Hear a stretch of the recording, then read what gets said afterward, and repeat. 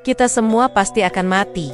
Tapi, pernah nggak kamu mikir dari mana sebenarnya kita berasal dan kemana kita akan kembali? Part 1. Sangkan Paraning Dumadi.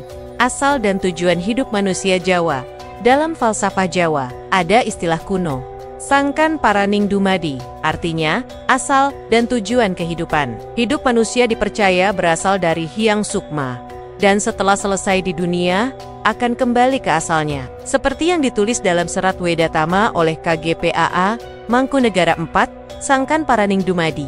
Iku kawruh kang nyinau marang asal lan pungkasane urip manungsa. Sangkan Paraning Dumadi adalah ilmu yang mempelajari asal dan akhir hidup manusia.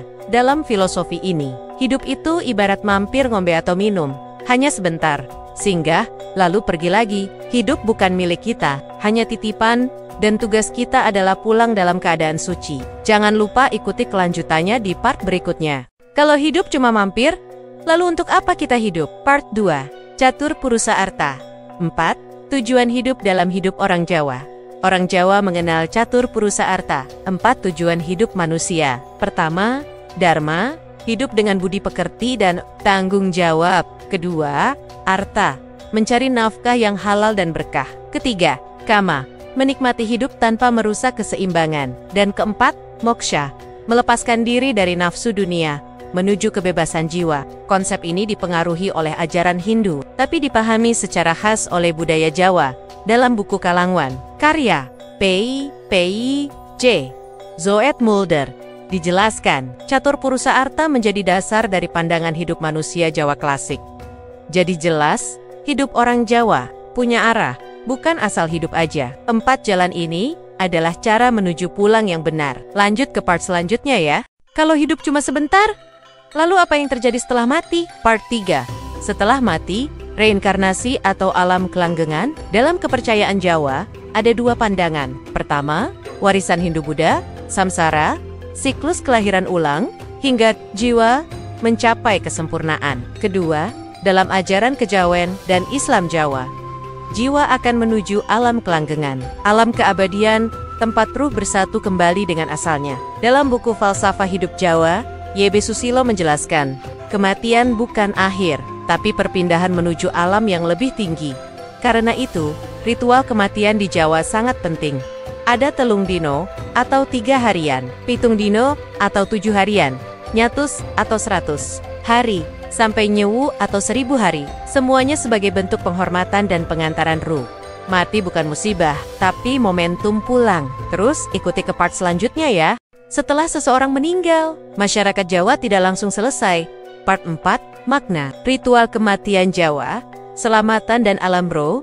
Justru dimulailah rangkaian ritual yang sangat sakral, namanya selamatan atau selamatan. Dan ini bukan sekadar tradisi, tapi bentuk kasih sayang dan penghormatan bagi ruh yang telah pergi. Ada nalung dina hari ketiga, mitung dina hari ke-7, matang puluh hari ke-40, nyatus hari ke-100, sampai nyewu hari ke-1000. Tiap ritual dipercaya sebagai waktu roh berpindah tempat, menuju alam kelanggengan. Dalam buku Falsafah Hidup Jawa karya Y.B. Susilo dijelaskan, selamatan adalah jembatan antara alam nyata dan alam gaib. Tempat keluarga dan masyarakat mengantar ruh, agar selamat sampai tujuannya. Makna selamatan bukan hanya mendoakan yang mati, tapi juga membersihkan hati mereka yang ditinggal. Karena bagi orang Jawa, kematian adalah perjalanan, dan doa adalah bekal utamanya. Apakah kamu tahu, bagi masyarakat Jawa, pergantian hari tidak dihitung dari pukul 12 malam, seperti dalam sistem internasional. Part 4,1 penjelasan tambahan untuk ritual kematian secara Jawa Islam. Masyarakat Jawa Islam meyakini bahwa pergantian hari dimulai setelah waktu asar, sekitar pukul 3 hingga 4 sore. Maka, jika seseorang meninggal sebelum asyar, maka malam harinya sudah dianggap hari kedua.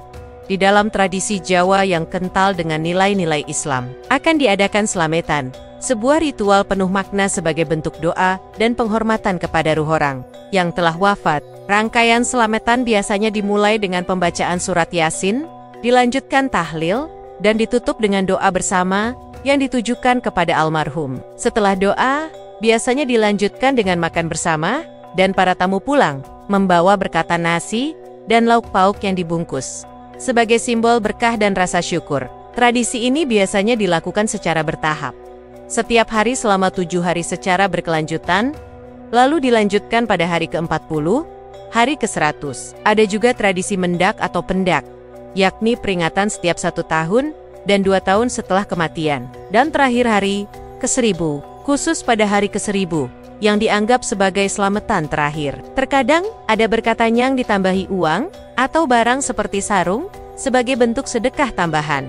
Di era modern ini, tradisi ini memang tak luput dari perdebatan. Ada yang mempertanyakan soal kehalalan atau kemurniannya dalam Islam. Namun pada ujungnya, semua kembali pada niat dan keyakinan masing-masing. Selama tradisi ini membawa kebaikan, mempererat silaturahmi, dan menjadi bentuk penghormatan terakhir kepada yang telah tiada, maka tak ada alasan untuk tidak melestarikannya.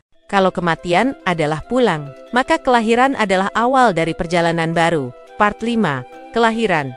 Awal siklus kehidupan baru dalam kepercayaan Jawa. Dalam budaya Jawa, kelahiran bukan cuma soal fisik, tapi juga soal spiritual.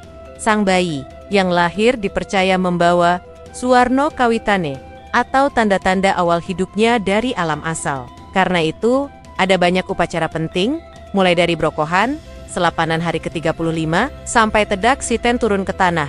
Tujuannya, menyambut sang bayi dengan doa, membersihkan sisa perjalanan dari alam roh, dan mempersiapkan dia jadi manusia seutuhnya. Dalam serat Kawruh Karya Tinggi, Darmo Wiryo ditulis, kelahiran iku kawitaning lelampahan urip, kang kudu disuciake, supaya slamet tekan pungkasan. Artinya, kelahiran adalah awal perjalanan hidup, yang harus disucikan, agar selamat sampai akhir. Bahkan nama anak pun dipilih dengan teliti, karena dipercaya mengandung doa, arah hidup, dan warisan leluhur. Di Jawa, hidup dimulai bukan dari menangis, tapi dari doa dan harapan seluruh keluarga. Ketika seorang anak mulai beranjak remaja, maka dimulailah fase baru, menuju kedewasaan. Part 6, fase remaja dan dewasa. Dalam kepercayaan Jawa, kedewasaan bukan hanya soal umur, tapi tentang kesiapan lahir dan batin. Ada upacara sunatan atau khitanan untuk laki-laki, yakni sebagai penanda fase perubahan menuju dewasa. Ada juga yang menjalani ruatan, sebuah ritual penyucian dari energi buruk atau nasib yang berat. Seperti ditulis dalam serat Kawruh, lelampahaning urip kudu dilakoni kanthi waspada lan laku becik. Artinya, hidup harus dijalani dengan kesadaran dan perilaku baik. Menjadi dewasa artinya memikul tanggung jawab untuk diri sendiri, keluarga, dan masyarakat. Bekerja bukan hanya mencari nafkah, tapi melayani dan menjaga harmoni.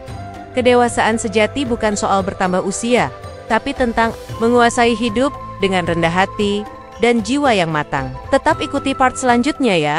Dalam kepercayaan Jawa, pernikahan bukan sekadar ikatan dua insan, tapi penyatuan dua jiwa dalam satu perjalanan suci. Part 7, fase pernikahan dalam budaya Jawa. Dalam adat Jawa, pernikahan dimulai dengan acara pening setan. Acara lamaran calon pengantinnya bukan hanya antar dua orang, tapi antar dua keluarga. Selanjutnya acara Midodareni, malam sakral sebelum pernikahan, di mana sang calon pengantin perempuan dipersiapkan secara batin, dalam hening dan doa. Kemudian acara siraman, mandi bunga, sebagai lambang penyucian jiwa dan raga, diiringi harapan agar rumah tangga kelak bersih dari sengkolo. Hari pernikahan tiba, mereka dipakaikan busana raja dan ratu.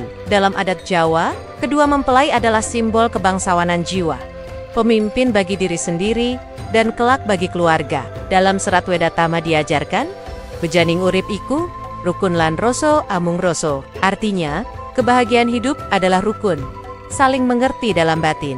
Menikah artinya siap membangun, bukan hanya rumah, tapi juga nilai, cinta, dan keturunan yang tahu arah pulang. Karena dalam filosofi Jawa, pernikahan bukan akhir sebuah kisah cinta, melainkan awal perjalanan menyatu dalam satu napas kehidupan. Terus ikuti part selanjutnya ya.